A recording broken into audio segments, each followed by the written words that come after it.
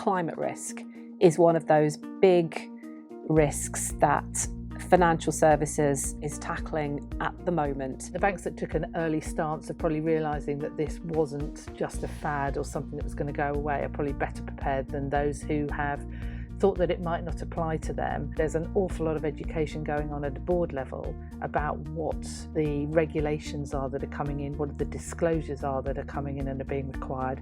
And boards are getting educated into the questions they need to be asking of management. Disciplined thinking around risks and then the controls, the consistency of language that I think needs to emerge around climate risk management, ACIN could really help the industry with. Boards are getting educated into the questions they need to be asking of management, so that the knock-on effect then is for management to need to think about how do they, at a more granular level, take the high-level risks and fit them into the framework, and then start to work out what the controls are that they need to manage those risks. What boards really need to see in order for them to sort of fulfil their obligations in relation to climate risk management is good data and easily understandable data and objective data, both in relation to financial risks and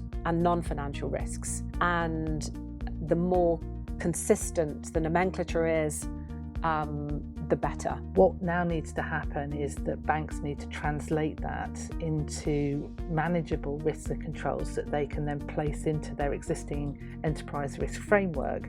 The objectivity that ACIN can provide to firms in thinking about operational risks related to climate in a very consistent way, and indeed financial risks also, would be hugely valuable and is a real opportunity, I think, for ACIN, but also for the industry to come together, because this isn't, a competitive thing.